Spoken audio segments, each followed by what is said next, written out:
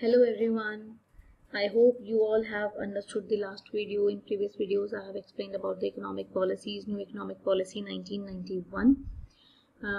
We have brought this new economic policy in 1991 just because of the restrictions made by the IMF, that World Bank, for us against giving the loan to us. When they gave us the loan, IMF gave us the loan, then they asked us to change our economic reforms. They forced us, even not only asked, they forced us to bring new economic policy in your country. Otherwise you'll not get the loan. But we were in so need because we were not left with the money, we were not left with the currency. We were so in need of the loan.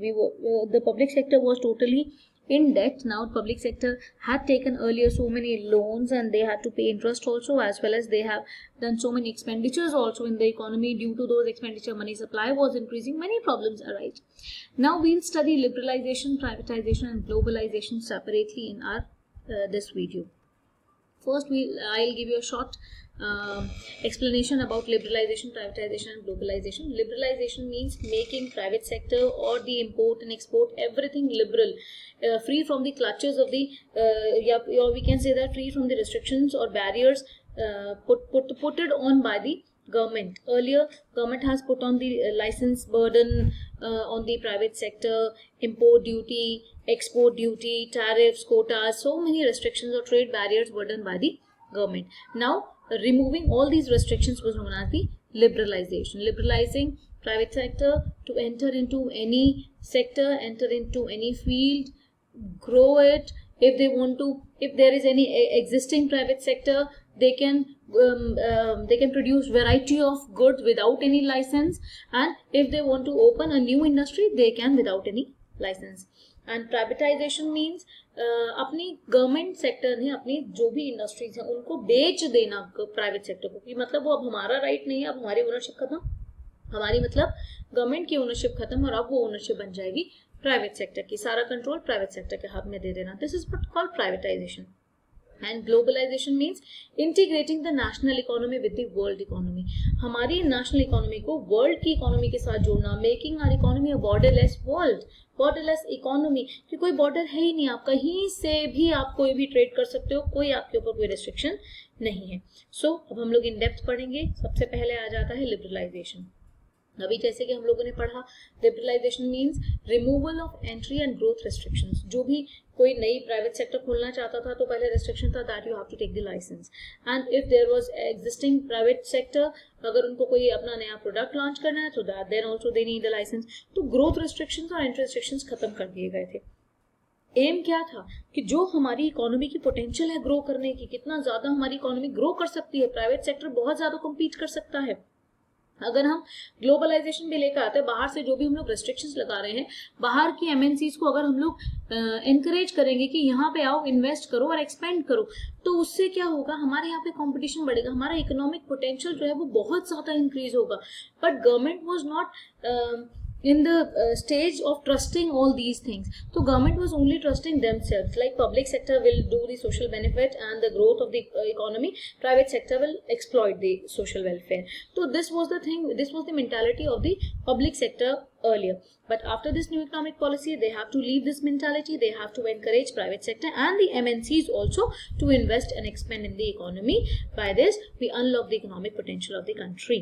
Okay. And then economic reforms, जो liberalisation के अंदर में हम लोग जो economic reforms लेकर आए थे वो कौन कौन से थे.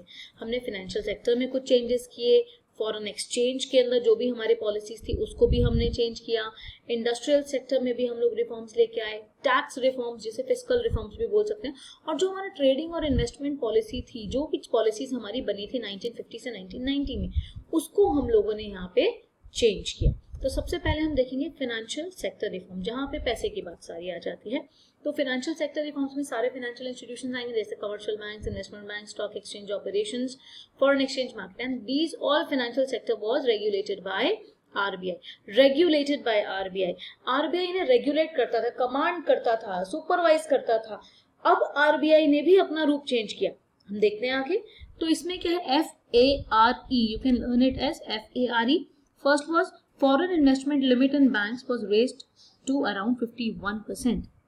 Earlier, the limit to invest in the bank was less than 50%, that means 49%, so that they'll not get the ownership, because the person who is having 51% shares of anything, 51% investment in any company, in anything, then he or she becomes the owner of that company, right? So 49% and 51%, अंतर तो सिर्फ 2% का है, लेकिन जिसके पास 49% हो तो that means less than 50%, तो they were not treated as the owner of the company, and those who were having 51% they were treated as the owner of the company. Earlier, foreign investors was not allowed to invest in banks more than 49%, but now they have been allowed. Okay, you just come and invest in our bank, in mutual funds, merchant bankers, you can invest. ये सारी चीजें, pension fund हो गए, mutual fund हो गए, इसमें अब आपको 51% से ज्यादा आप खर्च कर सकते हो. इसके अंदर अभी ये सेकंड पॉइंट है ऑटोनॉमी टू बैंक, तीसरा है रोल ऑफ आरबीआई, चौथा है establishment of private sector bank. इन चारों को भी हम लोग इन डेप्थ पढ़ते हैं. पहला फॉरेन इन्वेस्टमेंट जो अभी मैं आपको एक्सप्लेन कर चुकी हूँ, फिर देख लीजिए.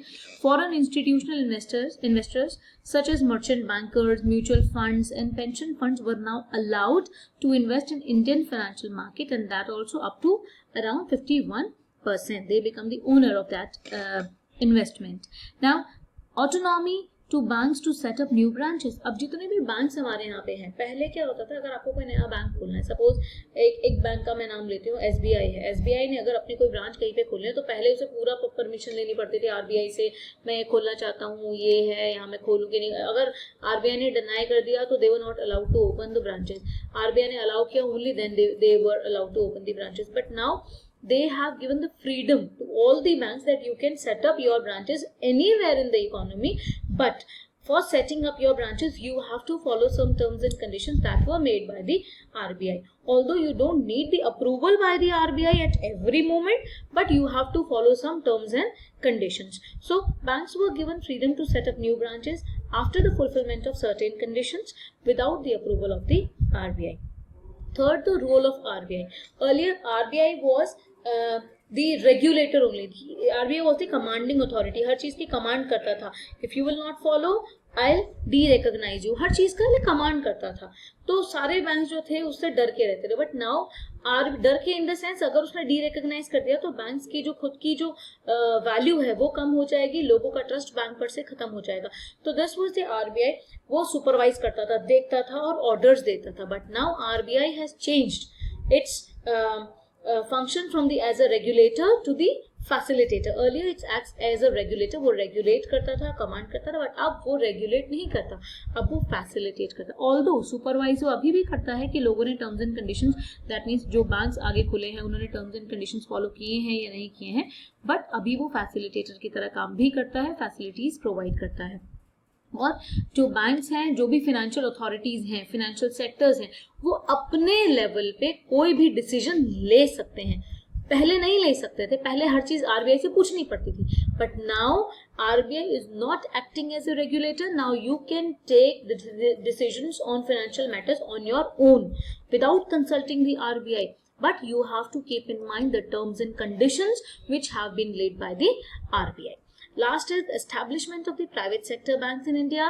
They encouraged private sectors also to make banks, to establish the banks, private sector like ICICI or HDFC, Axis Bank. So they had made the private sector banks which increase the competition also in the economy with the government bank. Now by increasing the competition, government banks also started working very good. They have also started providing good facilities to the customers, and they lower the interest rates on loans also as well. So this was the benefit which came from the establishment of the private sector banks, which increased the competition and lowered the interest rates, and better services was provided to the customers. These were the financial sector reforms. I hope you understood it. Now came foreign exchange reforms. Foreign exchange means जो बाहर के साथ जो हमारा जो पैसे का जो चेंज हो रहा है. फॉरेन एक्सचेंज का मतलब foreign currency. Here we are talking about, we are not talking about something or the other commodity, we are talking here about foreign currency. तो in 1991 as an immediate measure, क्योंकि हम लोगों ने पहले पढ़ा था जो स्टेबलाइजेशन मेजर आया था उसमें हम लोगों ने शॉर्ट टर्म में बीओपी को ठीक किया था. BOP means balance of payment को। बैलेंस ऑफ पेमेंट हमारा या तो सरप्लस में जाता है या डेफिसिट में जाता है। जब हमारे यहाँ से फॉरेन करेंसी बाहर जाती है, मतलब हम इंपोर्ट कर रहे हैं या बाहर घूमने जा रहे हैं, तो फॉरेन करेंसी हमारे यहाँ से बाहर जाएगी। जब फॉरेन करेंसी बाहर जाती है तो उसे हम लोग डेफिसिट में लेते हैं। जब फॉरेन करेंसी हमारे पास आती है तो उसे हम लोग सरप्लस में लेते हैं, उसे प्लस में लेते हैं, पॉजिटिव लेते हैं। तो उस टाइम पे हमारा बैलेंस ऑफ पेमेंट बहुत ज्यादा बिगड़ गया था, इधर डेफिसिट और सरप्लस में चल रहा था, बैलेंस नहीं चल रहा था। तभी हम लोगों ने IMF को बात की, तो स्टेबलाइजेशन मेजर्स लिए गए जिससे कि हम अपने बीओपी को ठीक कर सके। उन स्टेबलाइजेशन मेजर्स में फॉरेन एक्सचेंज रिफॉर्म्स में हम लोगों ने क्या किया, डीवैल्यूएशन ऑफ रुपीज और दूसरा market determination of exchange rate. Devaluation, देखो डेप्रिसिएशन अलग होता है, डीवैल्यूएशन अलग होता है। अब डीवैल्यूएशन ऑफ अ रुपी का मतलब जब गवर्नमेंट जानबूझकर डेलिबरेटली अपने रुपी की वैल्यू को कम करती है, जब गवर्नमेंट जानबूझकर अपने रुपीस की वैल्यू को कम करती है, ध्यान से सुनिएगा, जब अपने रुपीस की वैल्यू को जानबूझकर कम किया जाता है इन terms of the foreign currency. अब ये दिमाग में आता है क्यों कम कर रही है, हम तो नुकसान में जाएंगे। अगर कम होगी हमारी वैल्यू तो हमारी करेंसी उनके लिए चीप हो जाएगी, चीप होगी तो वो लोग यहाँ पे खर्चा करेंगे, यहाँ से हम एक्सपोर्ट करेंगे तो उनकी फॉरेन करेंसी हमारे यहाँ पे आएगी। तो मैंने अभी बताया था कि फॉरेन करेंसी का आना सरप्लस होता है, हमारे लिए पॉजिटिव होता है, तो हमारे पास वो कमी तो हो रही थी जिसे हमें पूरा करना है। तो ये जानबूझकर किया जाता है, कुछ टाइम के लिए किया गया डीवैल्यूएशन ऑफ रुपी, जिससे कि हम अपने बीओपी को, बैलेंस ऑफ पेमेंट को जो है वो ठीक कर सकें। Market exchange, market determination of exchange rate. Market determination of exchange rate का मतलब कि हम लोगों के जो एक्सचेंज रेट डिसाइड हो रहा है, जो भी हमारा एक्सचेंज रेट आ रहा है, वो market conditions of demand and supply की वजह से आए। आप लोगों ने लास्ट ईयर क्लास 11th में चैप्टर पढ़ा था प्राइस डिटर्मिनेशन, जिसमें प्राइस डिटरमाइन होता था according to market forces of demand and supply. जिसकी डिमांड ज्यादा हो रही है, सप्लाई ज्यादा हो रही है, तो एक्सेस डिमांड एक्सेस सप्लाई की सिचुएशन होती थी, जिसके अंदर आप देखते थे एग्जिस्टिंग प्राइस पे एक्सेस डिमांड हो रही है तो to correct the situation we have to decrease the prices, या एक्सेस सप्लाई हो रही है तो to correct the situation we have to excess demand हो रही है तो we have to increase the prices, excess supply हो रही है तो we have to decrease the prices. तो सेम हियर एक्सचेंज रेट जो हमारा डिसाइड हो रहा है, एक्सचेंज रेट का मतलब $1 के बदले में हम कितने रुपए देंगे, $1 के एक्सचेंज में कितने रुपए जाएंगे। तो ये जो हमारा एक्सचेंज रेट है कितने रुपए जाएंगे, ये भी डिमांड और सप्लाई के फोर्सेस पे छोड़ दिया गया। डिमांड और सप्लाई का मतलब किसकी डिमांड हो रही है, अब डिमांड रुपीस की हो रही है या फॉरेन करेंसी की हो रही है, ठीक है। तो market determination of exchange rate का मतलब government allowed rupee value to be free from its control. एक तो ये किया कि गवर्नमेंट ने अपने हाथ में नहीं रखा। सबसे पहले शॉर्ट टर्म के लिए गवर्नमेंट ने डिवैल्यूएशन ऑफ रुपी किया कि reduction in the value of domestic currency, domestic currency का मतलब रुपीस, कि इसके अंदर डिक्रीज किया, वैल्यू कम की, जस्ट बिकॉज कि हमारा इनफ्लो ऑफ फॉरेन एक्सचेंज बढ़े, क्योंकि जब हमारी करेंसी चीप हो जाएगी तो बाहर के लोग हमारे यहाँ से ज्यादा खरीदेंगे, ठीक है। तो इनफ्लो ऑफ फॉरेन एक्सचेंज को बढ़ाने के लिए जब थोड़ा सा बैलेंस हो गया तो market determination of exchange rate को लेके आए। गवर्नमेंट ने अब अलाउ कर दिया रुपी को कि हमारे कंट्रोल से बाहर है, अब जो मार्केट फोर्सेस जो करेंगे डिमांड और सप्लाई की वो ही करेंगे। तो इसका इफेक्ट क्या हुआ, market forces of demand and supply determine the exchange value of the Indian rupee in terms of foreign currency. I hope this much is clear to you. And now industrial sector reforms. Now I will start industrial sector reforms and further chapter in my next video. Time limit is very short here, that's why I am stopping my video here, that's why I am summing it up, and from my next video I'll start this chapter soon, and I hope you will understand this. Please go through it, listen twice or thrice, understand it, write it in your own words on your notebooks. And all the best. Whichever queries you will be having, please ask me on WhatsApp.